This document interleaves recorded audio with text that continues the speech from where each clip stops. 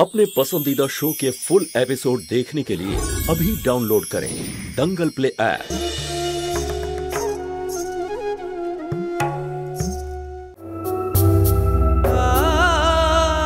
उदय,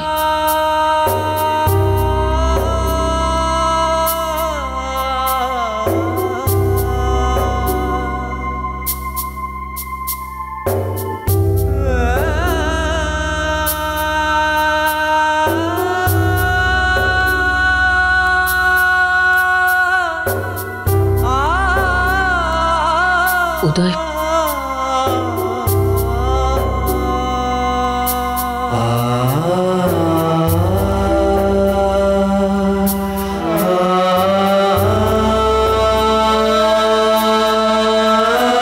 उदय शোনা আমার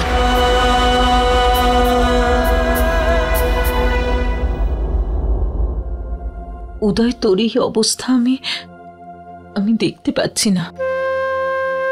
অন্তত একবার তুই আমার পয়েন্ট অফ ভিউ থেকে ভাবার চেষ্টা কর। মানছি সুধা খুব ভালো মেয়ে, কারণ আমি চাইছি তোর সাথে আমি এমন একজন মেয়ের বিয়ে দেব যে আমাদের পরিবারের যোগ্য, যে বিয়ের পর তোর আর আমাদের সম্পূর্ণ পরিবারের খেয়াল রাখবে, আমাদের সামলাতে পারবে। সোসাইটিতে ফ্রেন্ডসদের মধ্যে ইন্ট্রোডিউস করাতে আমাদের লজ্জিত যাতে হতে না হয়। তুই খুব ভালো করেই জানিস উদয়, তোকে বড় রূপে দেখার স্বপ্ন আমি কবে থেকেই দেখে আসছি। আমি এই সমস্ত স্বপ্ন, এই সমস্ত কথা সবকিছু ভুলে সুধাকে বৌমারূপে স্বীকার করতে রাজি আছি। কিন্তু উদয় সুধা একজন মানসিক রোগী। তুইও এই কথাটা খুব ভালো করেই জানিস। আমি ডক্টরকেও জিজ্ঞেস করেছি, ওনার সাথে কথা বলেছি। যদি তোর আর সুধার বিয়ে হয় তাহলে এটাও হতে পারে যে তোদের সন্তানেরা এই রোগের শিকার হবে। তাহলে আমি জেনে বুঝে আমার আগামী প্রজন্মকে কি করে আমি শেষ করে দিতে পারি? আমি তোর কষ্টটা বুঝি উদয়, কিন্তু তাও কখনো না কখনো তোকে সুধাকে ভোলার চেষ্টা করতেই হবে।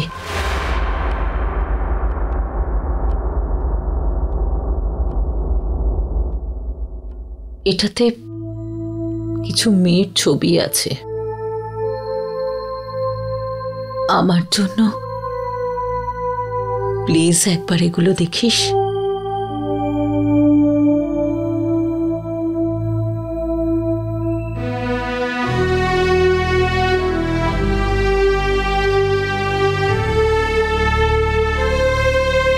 আমি জানি উদয়, এই সময় তোর আমি যা বলছি সেগুলো ভুল মনে হবে,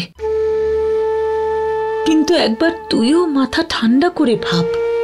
আমি তোর মা, আমি সবসময় তোর খুশিই চাই, তাহলে এখন কেন চাইবো না?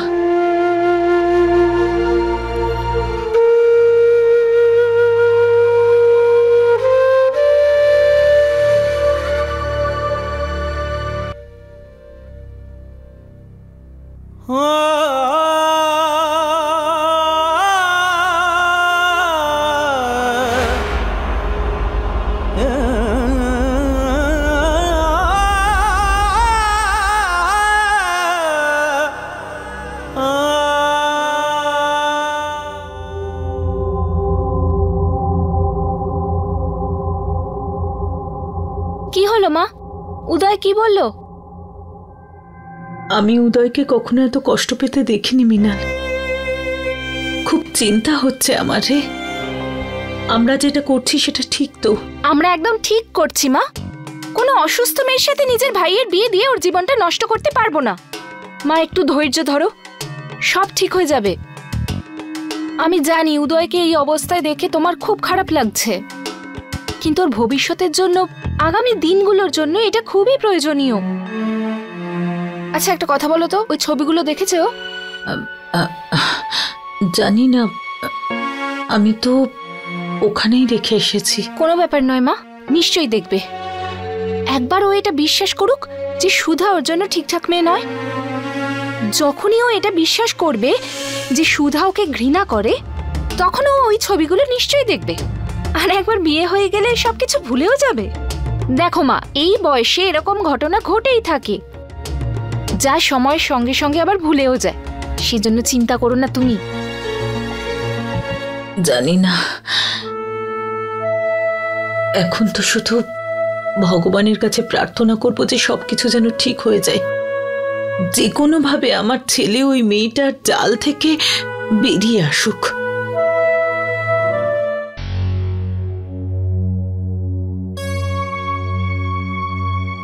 ছটা বেজে গেছে।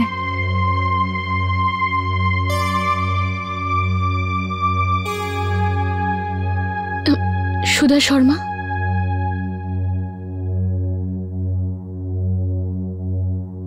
এক্সকিউজ মি, আমি কি সুধা শর্মার সাথে দেখা করতে পারি? আরে সুষমা, তুই এখানে আয়, এখানে বস। আসলে দিদি, এই সামনেই বাড়ির কিছু জিনিস কিনতে এসেছিলাম, তাই ভাবলাম তোমাকে সারপ্রাইজ দিয়ে দিই। আর এখানে এসে তোমায় অফিসে দেখে তো আমি নিজেই সারপ্রাইজ হয়ে গেলাম। সত্যি খুব সুন্দর অফিস তোমার। আর এই ডেস্কটপ,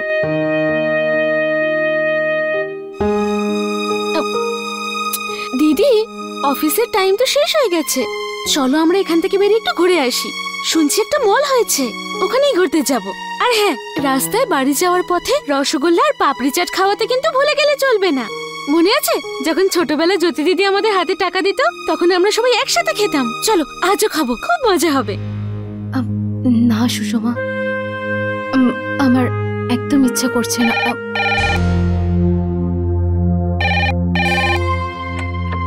হ্যালো হ্যালো,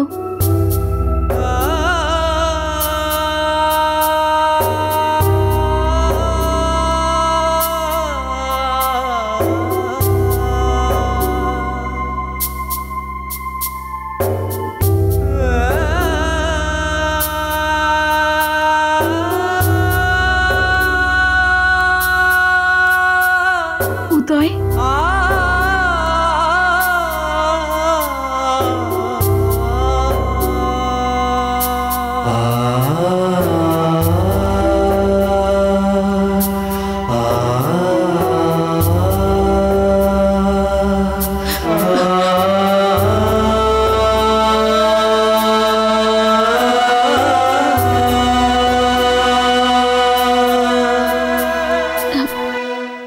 দিদি, উদয়বাবু ফোন করেছিল।